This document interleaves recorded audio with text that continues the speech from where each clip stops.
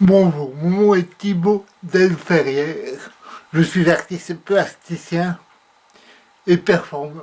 Je pratique la peinture, je pratique la photo et la sculpture et je pratique aussi l'art de la performance. Je suis également licencié en philosophie, ce qui m'amène de temps à autre à donner des conférences essentiellement sur les pratiques artistiques, sur la censure dans la société contemporaine. Euh, et mes références en matière de philosophie sont Nietzsche, Héraclite, en matière d'art, c'est Bacon et tout un tas d'autres dont je ne fais pas la liste ici. Voilà pour le cadre. Je ne suis pas un youtubeur professionnel comme vous le verrez tout de suite, bien que j'ai quand même le dispositif derrière moi pour pouvoir l'être. J'ai la bibliothèque et j'ai des œuvres qui passent derrière. Mais je ne compte pas me lancer dans une activité de youtubeur. J'utilise de temps en temps YouTube pour diffuser des extraits de mes performances. Et encore de manière très cadrée parce que YouTube pratique, comme la plupart des grands réseaux sociaux de type généraliste et gratuit, moyennant la publicité, pratique une politique de censure à l'égard de tout ce qui est nudité, même dans l'art. Or, dans mes performances, il y a de la nudité. Je montre mon corps. Cette nudité n'est pas l'essentiel de mon activité, mais elle est là. Elle fait partie de mon esthétique et de mon propos. Eh bien, sur les réseaux sociaux, je ne peux pas montrer exactement ce que je fais. Pour voir ce que je fais, le public est obligé d'être présent. Et pourquoi pas? Après tout, la performance, pour moi, n'a de sens que avec la présence d'un public. Il y a une interaction entre le public et le performeur qui me paraît fondamentale. Mais disons que j'aimerais bien pouvoir quand même faire la promotion de mon travail et faire des appels à projets avec la globalité de mon esthétique qui m'est singulière. Pour le moment, je ne peux pas. Et d'ailleurs, en règle, même dans le monde non digital, donc du point de vue des institutions culturelles, en temps normal, il m'est très difficile de me produire parce que là aussi, des grandes institutions prouvent que mon travail est souvent trop violent, trop noir, et qu'il y a justement de la nudité. Ce qui contrevient à leur politique presque éditoriale qui consiste à essayer de toucher le plus grand nombre possible de le plus grand, le plus large public possible. C'est une politique, mais qui ne m'arrange pas. Ceci dit, depuis 25 ans au moins, je me débrouille. Je veux dire par là que j'ai réalisé, je me suis produit dans une septantaine de performances. J'ai fait une 7 ou 8 expositions individuelles. J'ai participé à des expositions collectives, à des festivals. J'ai travaillé avec 2 ou 3 performeurs de renom, dont Hermann Nietzsche, l'actionniste viennois. Donc, j'ai travaillé dans plusieurs pays d'Europe, en Angleterre, en Italie, en France, au Luxembourg, aux Pays-Bas, souvent dans des réseaux alternatifs. Parfois, je me suis produit dans des lieux un peu plus institutionnels.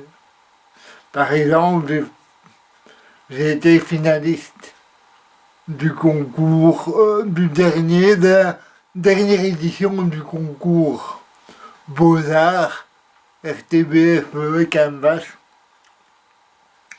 où il y avait comme 6000 participants au départ et j'ai fini un des 4 premiers. Bon. Donc, je navigue entre 2 eaux.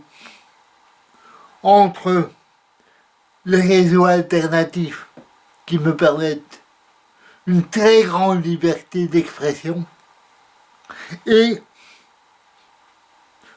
une très grande liberté d'expression, mais avec aucun moyen financier. Je ne suis pas payé, je n'ai aucune renommée en plus, je suis un petit peu connu dans ce milieu-là, mais voilà, c'est très très peu visible. Mais ma jouissance, elle est dans le fait de pouvoir montrer le produit de mes recherches artistiques, esthétiques, la progression de ma réflexion sur l'art, sur ce qu'est l'art, sur ce qu'est le rapport entre l'art et le public, etc. Et puis d'un autre côté, l'institutionnel, qui me permet de temps en temps, de vraiment très très rarement, de montrer une partie de ce que je fais. Ou je me sens obligé de temps en temps de restreindre mon expression.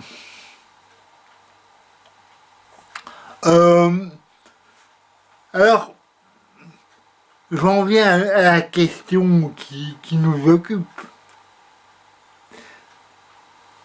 La culture est-elle une activité essentielle?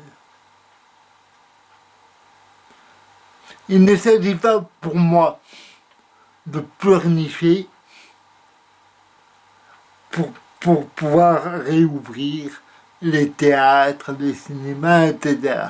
Ce n'est pas mon propos, parce que je suis en dehors de tout ça. En tant qu'artiste, parce que évidemment en tant que, j'allais dire consommateur, mais on en est là. Il y a des consommateurs de culture qui vont dans les théâtres, qui vont dans les cinémas, même dans les librairies. Il y a une littérature vraiment industriel. Il y a du cinéma industriel qui est qui euh, obéit à des règles économiques, à des règles véritablement industrielles. L'idée est étant toujours de toucher le plus grand nombre possible d'individus pour que ça rapporte.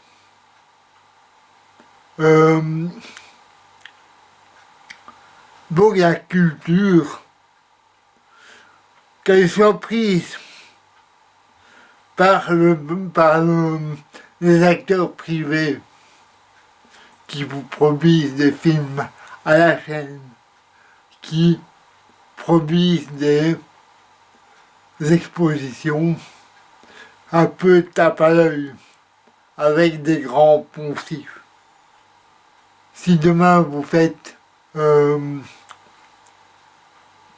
si demain le Palais des Beaux-Arts de Bruxelles organise une exposition sur les impressionnistes, ou bien sur Matisse que j'aime bien, c'est pas la question, mais il est devenu un poncif. Si le Palais des Beaux-Arts organise une telle exposition, il va y avoir un raz-de-marée. Il va y avoir... ça va être prolongé pendant des mois.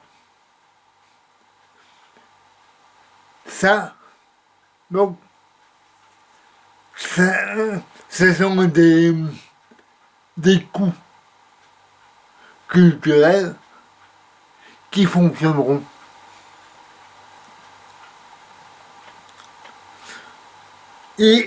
Mais pour un artiste vivant, c'est différent.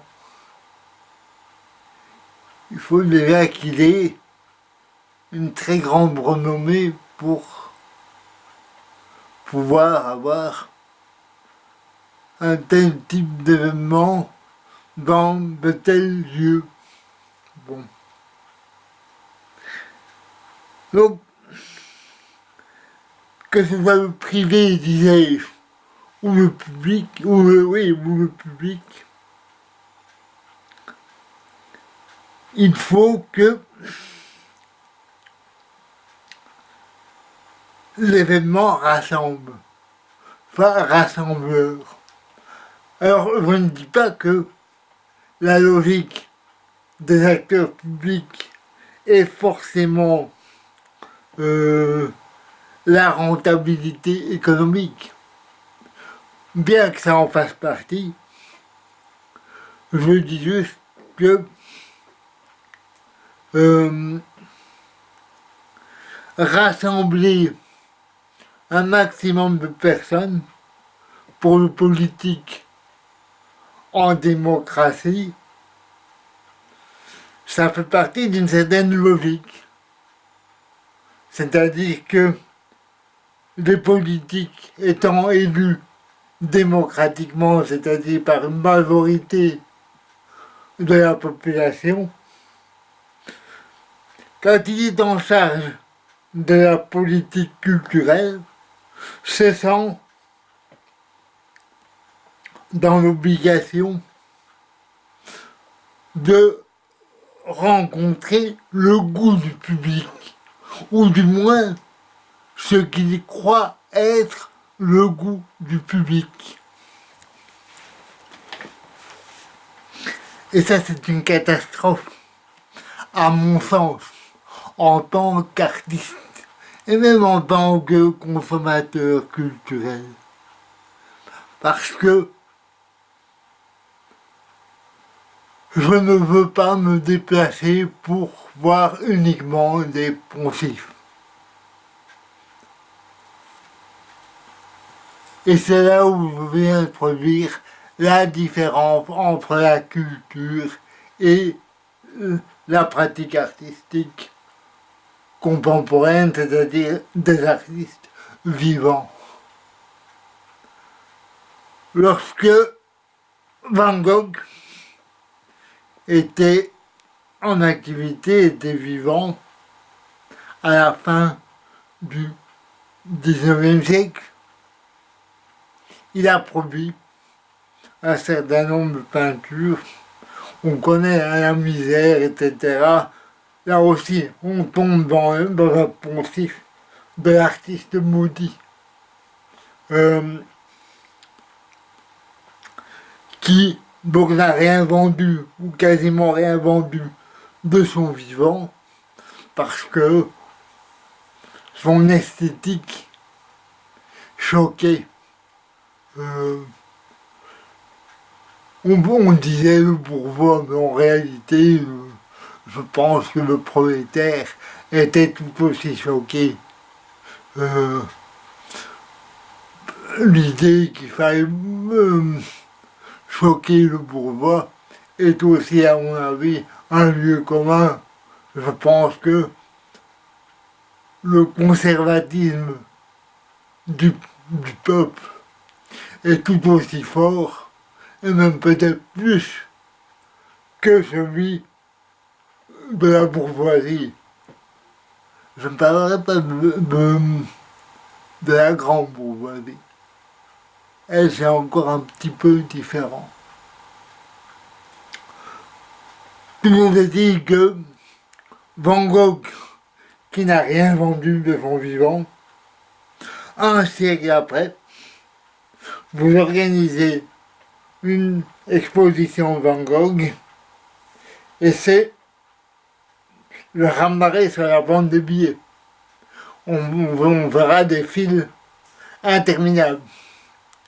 Pourquoi? Parce que Van Gogh, qui était choquant et qui a remis en cause avec lui, avec les fauvismes, avec les fauvistes et avec les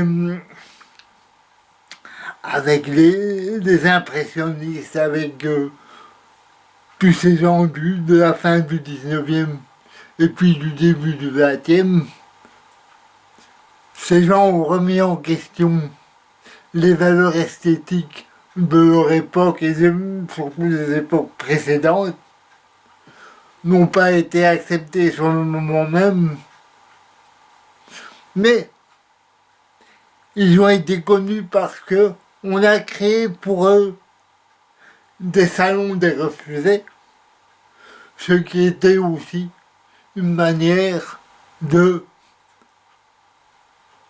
les marginaliser, oui, mais marginaliser ne veut pas dire exclure. Marginaliser, la marge est encore dans la feuille. Quand vous écrivez un texte sur une feuille, que vous l'écrivez en respectant la marge, elle est sur la feuille. Et vous pouvez encore mettre des notes de marge qui se trouvent encore dans la feuille. Et bien c'est comme si la feuille c'était la société. Et la marge, c'est ce qui se trouve au bord de la société, mais qui fait partie encore de la société. Donc, ces auteurs marginaux, aujourd'hui, sont devenus des éléments du patrimoine culturel.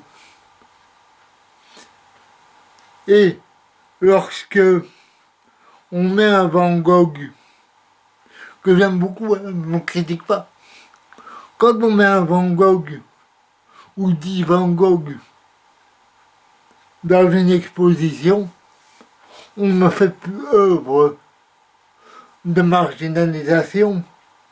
Van Gogh n'a plus aujourd'hui cette force de désordre dans la société.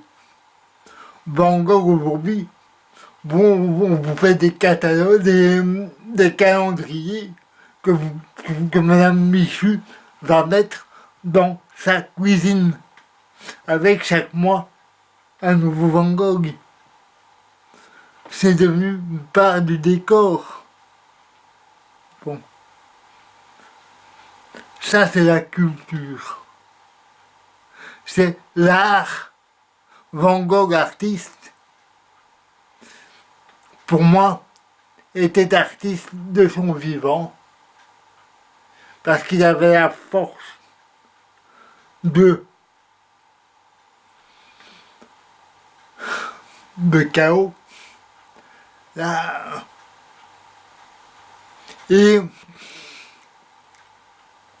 aujourd'hui, faisant partie du patrimoine culturel, ben, c'est d'autres artistes qui sont marginalisés, qui sont même pas regardés, qui ne sont pas... Parce qu'il n'y a plus de... Les salons des refusés n'existent plus. Mais ça ne veut pas dire que le processus de marginalisation n'existe pas. Si je reprends le modèle actuel, qui est qu'une grande part de l'art se vend sur le net, se vend en virtuel. Le processus de marginalisation se fait dans le sens où les grands réseaux sociaux, comme Facebook, YouTube, Twitter, etc., pratiquent une politique de censure absolument indiscutable et incontrôlée par un quelconque régime démocratique, par une quelconque loi, pour le moment, parce qu'on dit c'est la mondialisation, parce qu'on dit voilà, c'est une culture américaine, donc les sièges sont aux États-Unis, etc. Donc, le fait d'exclure des œuvres d'art, même des œuvres d'art du 19e siècle, comme la naissance du monde de Courbet, le fait que les grands réseaux sociaux interdisent de les montrer, c'est une continuation de la marginalisation. Alors j'ai dit marginalisation parce que si vous voulez vraiment montrer vos travaux, même les plus indécents, aux yeux d'un grand public, eh bien vous pouvez quand même, si vous voulez, vous avez des sites comme Vimeo pour la vidéo qui vous permettent, parce que vous êtes un artiste, de diffuser vos vidéos, même avec de la nudité, etc., du moment que vous vous présentez comme un artiste. Il y a deux contreparties à ça. La première, c'est que vous devez payer cher par an pour pouvoir mettre vos vidéos. Et la seconde, vous devez accepter que ce réseau Vimeo n'est pas du tout la même échelle de visibilité que les grands réseaux sociaux. Il n'y a aucune commune mesure entre le nombre de visionnages d'une vidéo sur YouTube et sur Vimeo. Donc on voit que, comme le salon est refusé, les sites comme Vimeo ne vous excluent pas complètement du monde d'Internet, mais vous met à une place très particulière, sans beaucoup de visibilité. Et le problème, c'est que si vous voulez dire sur un réseau social généraliste comme Facebook que vous avez des photos avec nudité explicite, que vous avez des vidéos sur votre site internet, si vous voulez dire sur Facebook que vous avez des vidéos de vos performances qui contiennent de la nudité et qui sont visibles sur Vimeo, vous ne pouvez pas mettre un lien direct sur Facebook puisque ce lien risque de montrer de la nudité.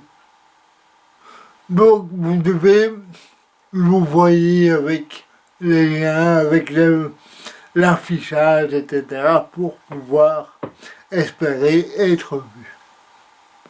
Voilà. Alors, cette problématique, pour moi, artiste, elle existe elle existait avant le confinement,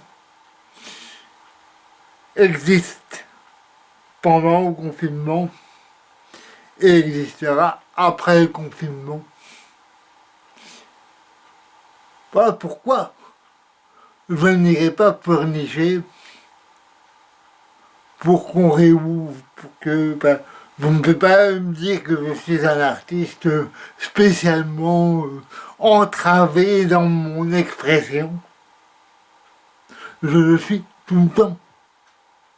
Et je ne vais pas profiter de la Covid pour faire passer ce message.